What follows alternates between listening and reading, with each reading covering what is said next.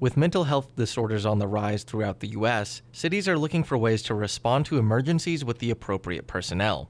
For the city of Las Cruces, that meant launching Project L.I.G.H.T, a crisis response team outfitted with behavioral health professionals as part of the fire department. For Battalion Chief Matthew Hiles, the L.I.G.H.T team represents a new chapter for first responders in the city.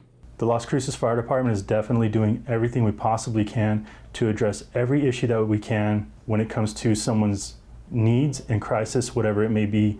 And that is now truly including mental health, and something that we just never really knew how to deal with, never really knew how to treat, never really got the training, never had the true professionals with us.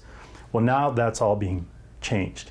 Project L.I.G.H.T collaborates with behavioral health organizations throughout the city, including Families and Youth Innovations Plus. Specifically, the organization acts as a facility where the L.I.G.H.T team can bring children in crisis, as they have individuals who specialize in youth mental health services. Lisa Chavez, Senior Clinical Director at FYI Plus, said that her organization also collaborates with LCFD by offering specialized services to the department's social workers. Paramedics training is not about mental health training the way social workers are, and vice versa.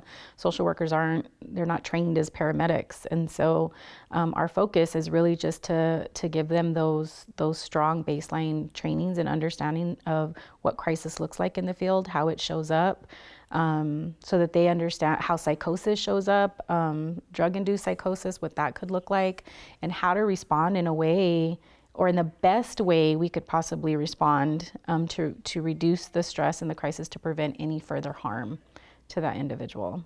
Chavez said that her team is also able to provide reflective support and clinical supervision to the L.I.G.H.T team. If any of those paramedics or social workers felt like they needed to call for some case consultation, whether they're in the field or whether they come back after the field and they wanted to staff that case out, to think about what are some things that they could do differently next time, or what are some things that they could look for. That was the purpose for my really for my integration with them. Since March 7th, the L.I.G.H.T team has responded to 141 calls. According to the Las Cruces Fire Department, around 65% of Project L.I.G.H.T interventions end with an individual being transported to a mental health provider or resolving on scene. To Battalion Chief Hiles, that in itself is a great success. This hasn't ever been a thing here in Las Cruces. We've always been basically, treating mental health like, we're taking the broken leg to the dermatologist.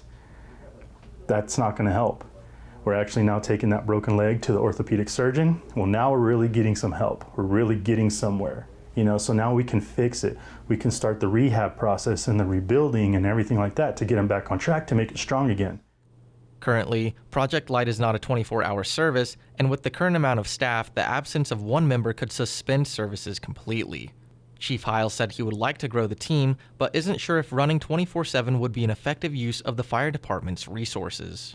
I'm not sure if we'll ever be the 24/7 operation with Project L.I.G.H.T. So just from past experiences, usually when calls are ran at like 3 in the morning with say a behavioral issue or maybe suicidal ideations, there tends to be a significant amount of alcohol or drug use involved.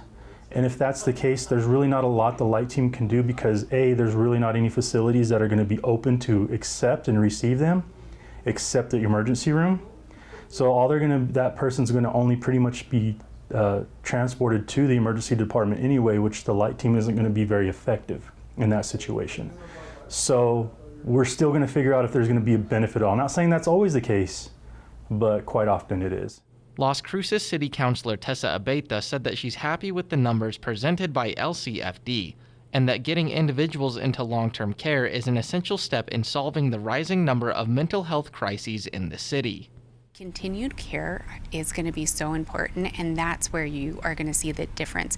Kind of like our mobile integrated health unit, when you have individuals that are high frequency users of the system, that takes on a lot of need for service. That's a lot of resources. So getting somebody, addressing them when they're in the system, but then able to get them out of it is a success. Abeyta said that if prompted, she would be ready to turn Project L.I.G.H.T into a 24-hour service. If If you told us tomorrow you needed 24-hour, we'd make it happen. But they're saying, wait, let's use the data, let's be smart, and let's look at this in a sustainable fashion. Because we want this program to be long-lasting within our community, and so we need to be smart about that. For a region that has historically lacked behavioral health resources, stakeholders see Project L.I.G.H.T as a step in the right direction. The early numbers coming out of the program are a sign for optimism, but ultimately, more statistics are needed before making major decisions moving forward. For KRWG Public Media, I'm Jonny Coker.